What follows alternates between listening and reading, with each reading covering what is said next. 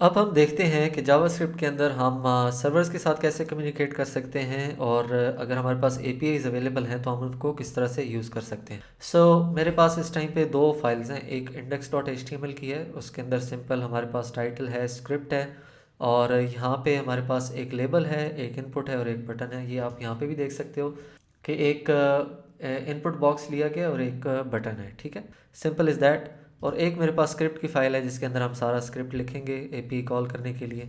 अच्छा, इस जो लेसन है इसके अंदर हम करेंगे क्या, हम ये करेंगे कि एक यूज़र अपना नेम इनपुट करेगा यहाँ पे, और जब वो कहेगा प्रिडिक्ट जेंडर, तो हम उसका जेंडर जो हम प्रिडिक्ट कर रहे हैं वो हम उसको बताएंगे बेस्ड ऑन हिज नेम और हर नेम। तो उस पर हम उसको बताएंगे कि उसका जेंडर क्या है।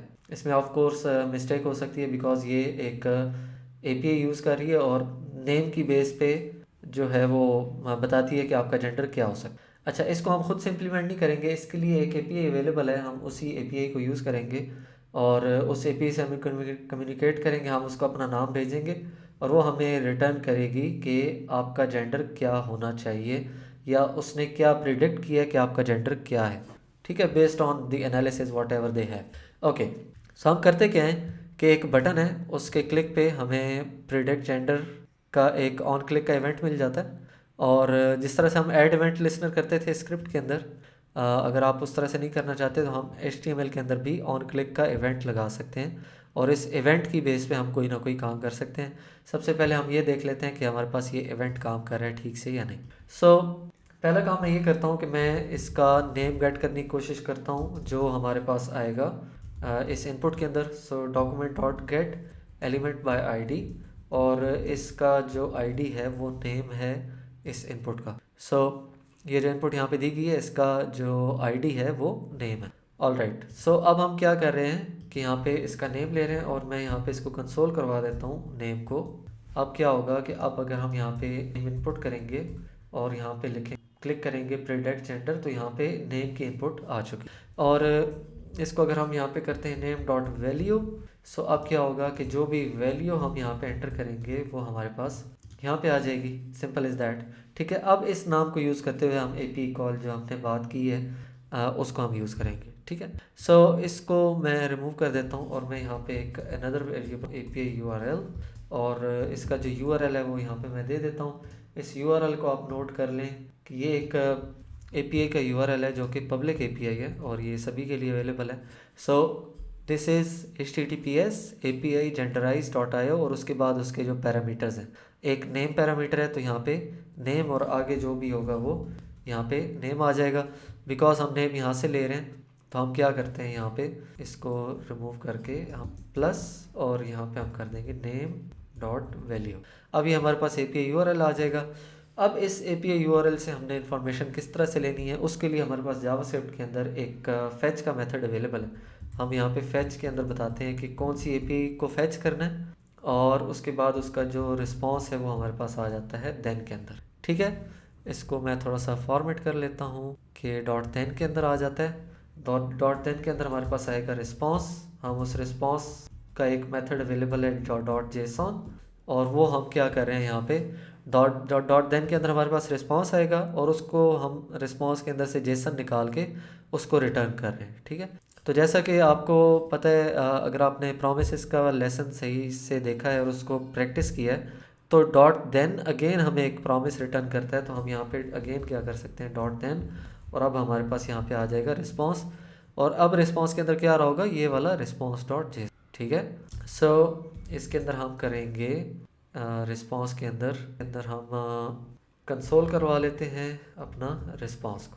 और अगर यहाँ पे हमारे पास कोई एरर आ जाता है तो हम इसको करेंगे कैच एरर, पिक करेंगे और क्या कर देंगे डॉट लॉग। ठीक है, तो इस तरह से ये काम करेगा। अभी अब हम इसके अंदर एक अपना नेम एंटर करते हैं मिसाल के तौर, और यहाँ पे हमारे पास आ रहा है जो रिस्पॉन्स आया था उसके अंदर आ रहा है जेंडर मेल, काउंट 63, तौकीर, और प्रोबेबिलिटी कि उसने कितनी, प्रोबेबिलिटी क्या है कि उसने कितना अच्छा इसको प्रिडिक्ट किया है, उसका नंबर आ रहे हैं। हम क्या करते हैं कि हम रिस्पॉन्स के अंदर से वैल्यू उठा लेते हैं रिस्पॉन्स डॉट जेंडर। तो अब हमारे पास अगर हम यहाँ पे तो हमारे पास जेंडर आएगा मेल, और अगर हम आयशा एंटर करते हैं तो हमारे पास जेंडर आएगा फीमेल। अब हम इसको ये करते हैं कि हम यहाँ पे रिज़ल्ट शो करवाना चाहते हैं, क्योंकि वेब पेज तो ये है, कंसोल हमने ओपन किया हुआ है। तो इसके अंदर मैंने यहाँ पे एक पैराग्राफ ऐड किया है जिसका आईडी है रिज़ल्ट। तो हम क्या करते हैं, यहाँ पे इस पैराग्राफ को गेट कर लेते हैं, गेट एलिमेंट बाय आईडी, और उसके अंदर हम करेंगे रिज़ल्ट, और उसके अंदर हम करेंगे डॉट इनर टेक्स्ट, और यहाँ पे हम कह देते हैं वी गेस दैट, और यहाँ पे हम जेंडर जो भी है ये यहाँ पे कर देते हैं कैपिटल होना। और अब अगर मैं predict gender, we guess that your gender is mail.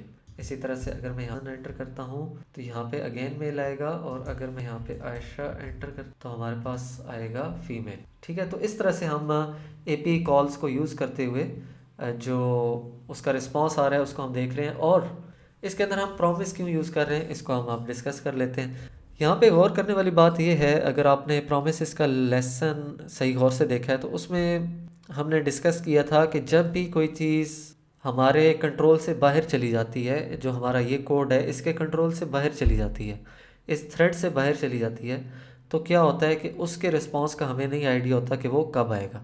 अब ये हम एक एपीआई कॉल कर रहे हैं, ये एपीआई कहीं पे भी पड़ी है और उसका एक हमारे पास यूआरएल अवेलेबल है, और उस यूआरएल पे जब हम कॉल करते हैं तो अब वो जो एपीआई है वो कब रिस्पॉन्स करती है, that is not in our control.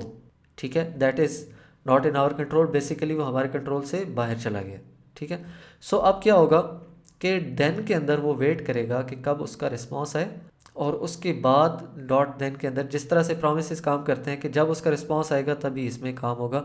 इसको हम यहाँ पे एक और तरीके से भी मैं आपको समझा देता हूँ कि मैं एक कंसोल यहाँ पे ऐड कर देता हूँ हेलो वर्ल्ड। तो अब यहाँ पे क्या हो रहा है कि फैच की कॉल पहले होनी चाहिए और हेलो वर्ल्ड को बाद में आना चाहिए, लेकिन अगर हम इसको रन करेंगे तो क्या होगा, और अगर हम इस इनपुट देंगे फकीर तो क्या होगा, हेलो वर्ल्ड पहले लॉग होगा और उसके बाद मेल आ रहा है। हालांकि मेल जो लॉग हो रहा है वो हमारे पास हो रहा है लाइन नंबर 9 पे, और ये हो रहा है लाइन नंबर 14 पे।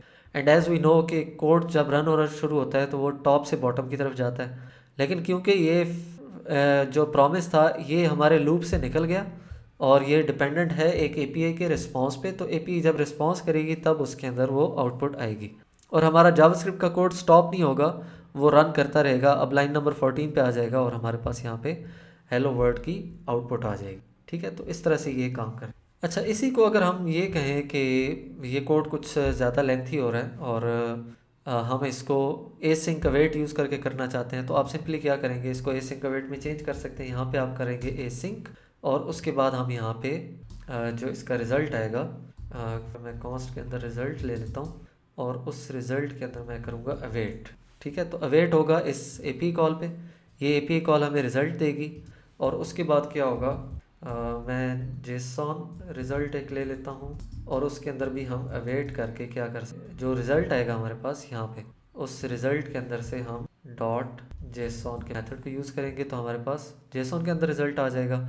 और इन बाकी चीज़ों को मैं रिमूव कर देता हूँ, और जेसॉन रिज़ल्ट के अंदर क्या होना चाहिए, इसको कॉपी कर लेते, और जेसन रिज़ल्ट के अंदर यहाँ पे हम इसको करते हैं पेस्ट, कि जो जेसन रिज़ल्ट के अंदर आएगा रिज़ल्ट उसको हमने लॉक करवाना है गेट एलिमेंट बाय आईडी के अंदर। ठीक है, तो अब अगर हम इसको रन करें तो क्या होगा, योर जेंडर इज़ मेल। ठीक है, अब मेल आ गया। एक चीज़ जो यहाँ पे मिसिंग है वो ये है कि हमने यहाँ पे कोई कैच नहीं लगाया, तो हम यहाँ पे एक ट्राई कैच का ब्लॉक लगा देते हैं, और उस ट्राई कैच के ब्लॉक के अंदर हम ट्राई करते हैं इस कोड को, और अगर इसके अंदर कोई मसला आएगा तो हम नीचे कैच कर लेते हैं और यहाँ पे हम ऐड कर देते हैं कंसोल समथिंग वेंट रॉन्ग। ठीक है, और यहाँ पे आ जाएगा। सो इस तरह से हम ट्राई कैच ब्लॉक लगा सकते हैं, और हम यहाँ पे एसिंक अवेट को यूज़ कर सकते हैं। हमारे पास अभी भी सेम रिजल्ट्स आने चाहिए, और प्रेडिक्ट जेंडर, और यहाँ पे आ रहा है फीमेल। अच्छा, अब हमने इसके अंदर एसिंक अवेट भी यूज़ कर लिया, और क्योंकि ये प्रॉमिस थे तो हम एसिंक अवेट को यूज़ कर सकते थे। Now you might be thinking कि यार ये जो यूआरएल है इसके अंदर ये इसको हम थोड़ा सा ऑप्टिमाइज़ करना चाहते हैं। ठीक है, क्योंकि इसके अंदर क्यूरी पैरम्स भी हैं, यहाँ पे एक हम पैरामीटर भेज रहे हैं। बेसिकली तो एपीआई का यूआरएल है ये, अब ये वाला एपीआई का यूआरएल है, और बाकी जो नेम था वो एज अ जो सर्च पैरामीटर है वो हम भेज रहे थे। तो इसको भी हम कर सकते हैं। किस तरह से कर सकते हैं कि हम यहाँ पे जावास्क्रिप्ट के अंदर हमारे पास अवेलेबल है URL की क्लास और उसको हम इस तरह से यूज़ कर सकते, न्यू URL ऐड करेंगे हम, और अब हमारे पास URL का ऑब्जेक्ट आ जाएगा। इस URL के ऑब्जेक्ट के ऊपर हम क्या कर सकते हैं, API URL dot search params dot set, और उसके अंदर हम वैल्यू सेट कर सकते हैं, क्योंकि नेम थी वो वैल्यू, तो यहाँ पे हम नेम सेट कर रहे हैं और हमारे पास नेम डॉट वैल्यू। ठीक है, तो ये एक थोड़ा क्लीनर वे है कि आप URLs को जब क्रिएट करते हैं तो अगर सर्च पैरामीटर्स आपके पास फॉर एग्जांपल एक नहीं है, हम 8-10 सर्च पैरामीटर्स हैं, तो अगर आप उसको URL के अंदर अपेंड करते जाएंगे तो वो एक मैसी काम हो जाएगा और वो अच्छा नहीं लगेगा। ठीक है, और कोड रीडेबल इतना नहीं रहेगा।